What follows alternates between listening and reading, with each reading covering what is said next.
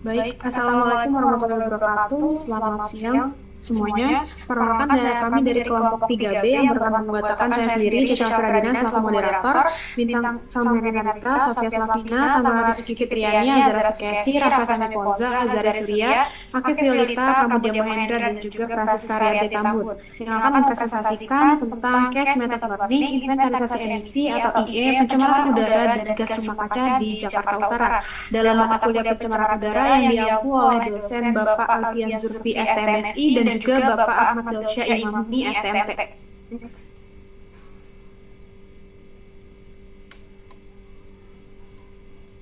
Adapun topik bahasan kami pada kali ini yaitu yang pertama terdapat urgensi inventarisasi emisi, tujuan inventarisasi emisi, metode inventarisasi emisi, identifikasi sumber emisi, pengumpulan data aktivitas, penentuan faktor emisi, perhitungan emisi, analisis hasil inventarisasi emisi dan grafik, serta terdapat kesimpulan dan referensi.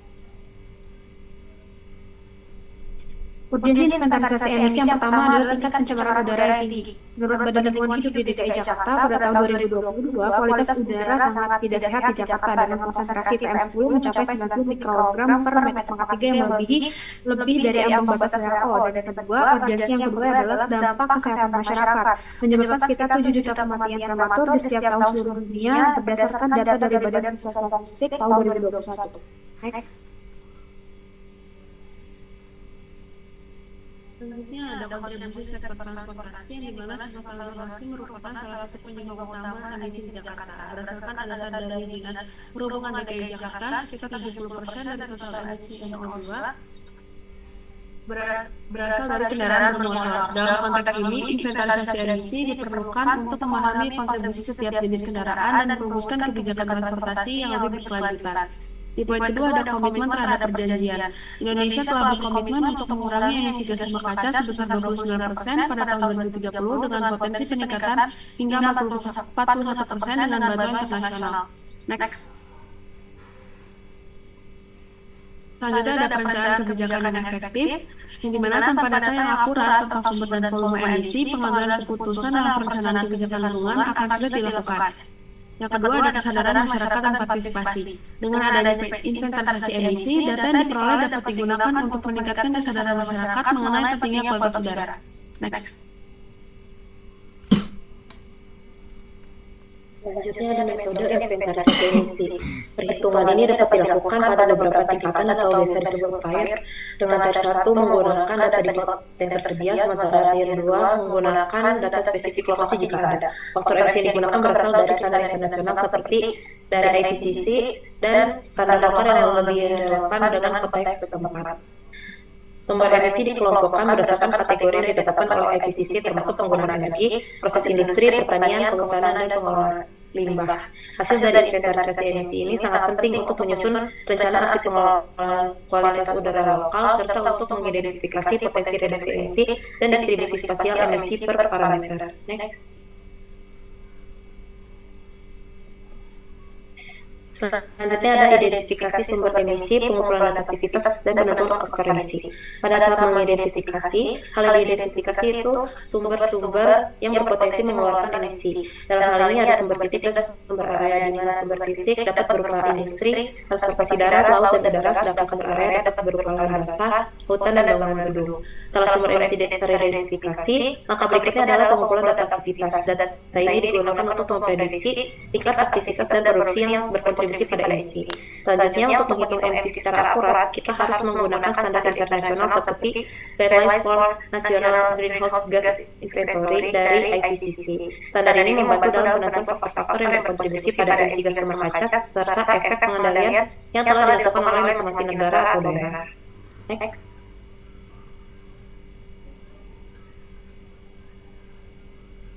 Selanjutnya ada tujuan inventarisasi emisi. Yang pertama ada mendapatkan data akurat tentang sumber emisi, merumuskan kebijakan lingkungan yang efektif, monitoring dan evaluasi program mitigasi, dan yang terakhir ada menentukan prioritas tindakan.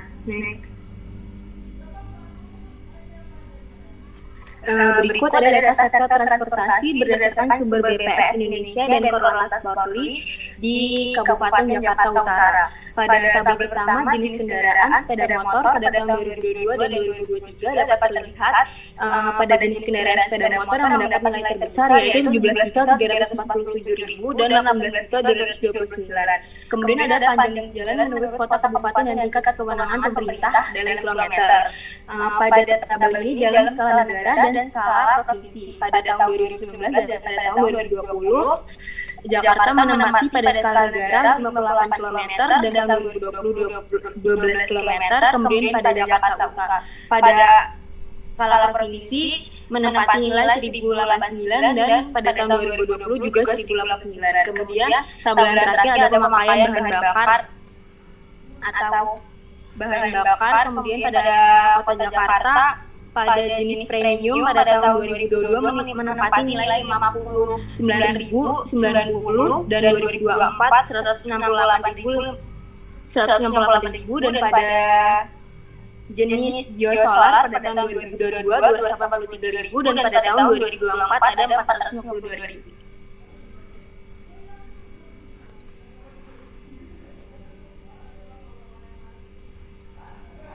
Untuk data berikutnya yaitu data sektor transportasi.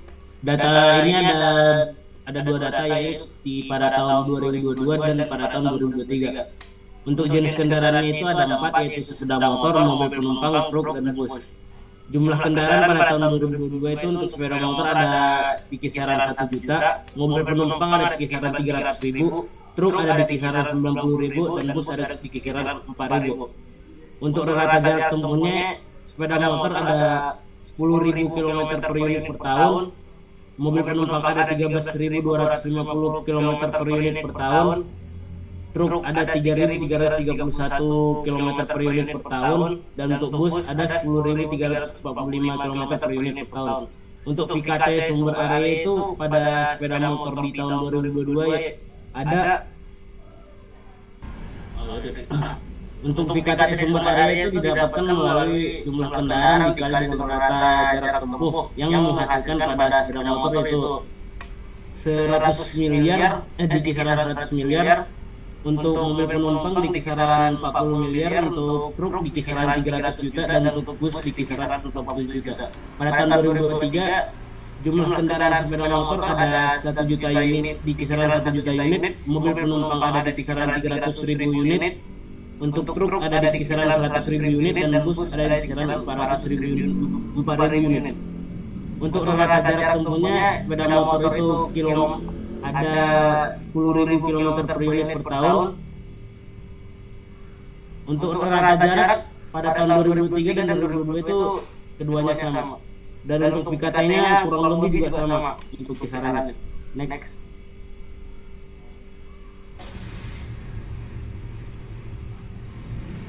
Berikutnya ada tabel 3.4 yaitu ketentuan faktor emisi.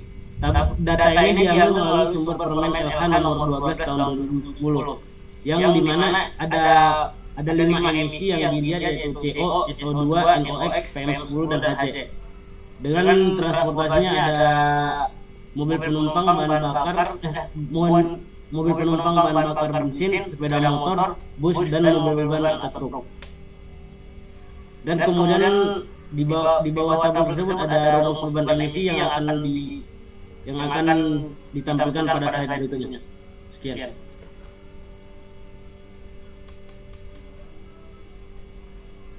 Lalu dilakukan perhitungan emisi sektor transportasi. Yang pertama itu di tahun 2022. Untuk mendapatkan nilai beban emisi itu dikalikan data FKT perhitungan sebelumnya dengan faktor emisi. Lalu dijumlahkan seluruh beban emisi seperti SO2, NOx, PM10, dan HC. Lalu didapat data beban emisinya. Seperti sepeda motor, FKT-nya itu 10 miliar dengan faktor emisinya itu 14. Untuk CO dan SO2 0,08, NOx 0,29, PM10 0,24, dan HC 5,9. Didapat beban emisinya sebagai berikut. CO-nya 10 miliar dikali 14 didapat 14 miliar 140 miliar 732 juta 270.000. Setelah didapat semua ini di total seluruh emisinya didapatkan 20.544.964. Untuk 2023 itu sama. Perhitungan sebelumnya, FKT perhitungan sebelumnya dikali dengan faktor emisi. Setelah didapat per emisinya, dijumlahkan total seluruh emisi. Next.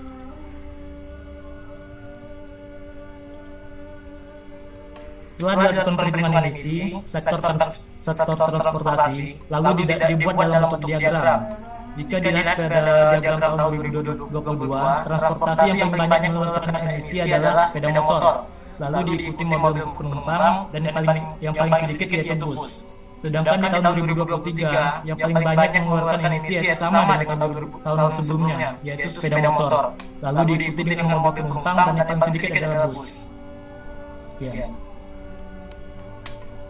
Lalu di sini ada kurva emisi dari beban emisi per tahunnya di wilayah Jakarta pada tahun 2022. Untuk yang beban emisi HC bisa kita lihat yang paling banyak menghasilkan adalah dari sepeda motor di angka 5.930.878,41 ton per tahun.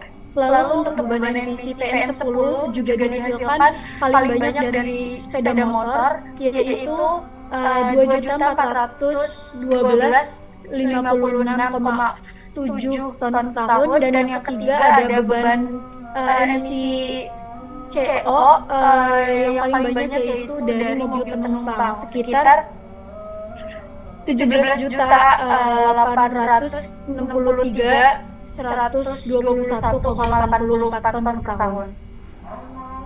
Lalu ada beban emisi NOx di mana paling banyak dihasilkan dari mobil penumpang, dan beban emisi SO2 dihasilkan paling banyak dari truk untuk di wilayah Jakarta Utara tahun 2022.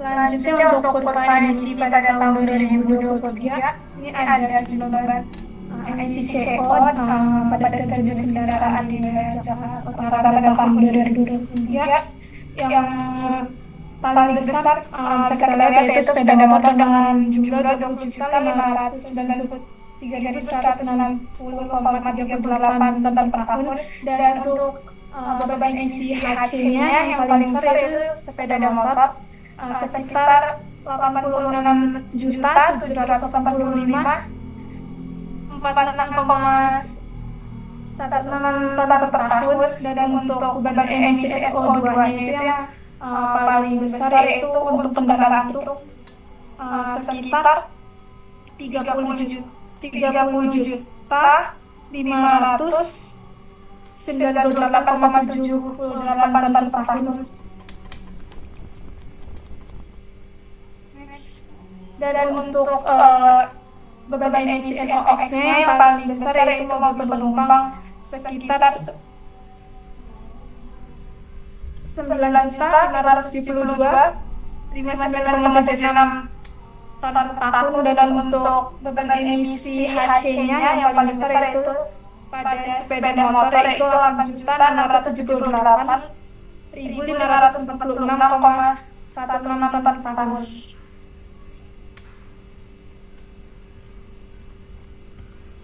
Berikut merupakan nilai pemakaian bahan bakar besar dan sedang menurut klasifikasi industri. Next. Jadi dari dua slide ini data terkait nilai pemakaian bahan bakar besar dan sedang menurut klasifikasi industri ini didapatkan dari BPS pada dokumen statistik industri manufaktur di Provinsi DKI Jakarta di tahun 2021 dan 2020. Untuk tahun 2021 sendiri itu diupload pada BPS di tahun 2023, sedangkan untuk statistik industri manufaktur Provinsi DKI Jakarta tahun 2020 itu diupload di tahun 2022 di BPS.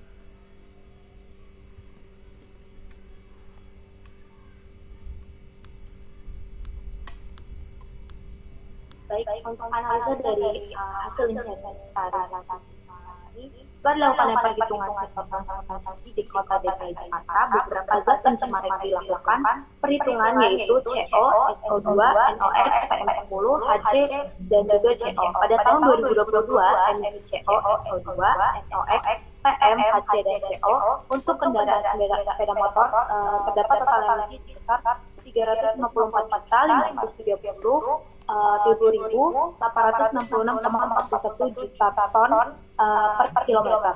Lalu untuk total emisi karbon pada kendaraan mobil penumpang diperoleh 213.116.761,63 ton per kilometer. Untuk kendaraan truk diperoleh emisi total itu terdapat 7.556.716,86 ton per kilometer. Untuk kendaraan bus diperoleh 1.038.830,71 ton per kilometer. Kemudian, total emisi yang didapatkan dari tahun 2023 dengan emisi CO, SO2, NOx, PM10, HC, dan CO untuk kendaraan sepeda motor diperoleh total emisinya yaitu 372.819,34 ton per kilometer. Lalu untuk kendaraan mobil penumpang diperoleh 210.604,26 ton per kilometer. Untuk kendaraan truk itu diperoleh 1.056.632,57 ton per kilometer. Seluruh kategori menunjukkan kenaikan dalam jumlah emisi yang mengindikasikan adanya peningkatan aktivitas atau intensitas emisi dari sektor terkait, yaitu transportasi. Kenaikan emisi ini menunjukkan perlunya intervensi kebijakan yang lebih kuat, seperti pengendalian polusi industri, penerapan teknologi ramah lingkungan, peningkatan penggunaan energi terbarukan, dan pengurangan ketergantungan pada kendaraan pribadi. Dengan peningkatan emisi yang signifikan, DKI Jakarta perlu memperkuat program-program pengendalian emisi dan mendorong masyarakat untuk lebih sadar dan akan dampak dari emisi gas rumah kaca. Next. Untuk referensinya tersendiri kita mendapatkan dari Badan Lingkungan Hidup DKI Jakarta, lalu Kementerian Lingkungan Hidup dan Kehutanan, diperoleh dari IPCC, lalu Kementerian Lingkungan Hidup dan Kehutanan, dan terakhir DLH Sukata Inventarisasi Gas Rumah Kaca Kota Surakarta diakses pada 25 Oktober 2024.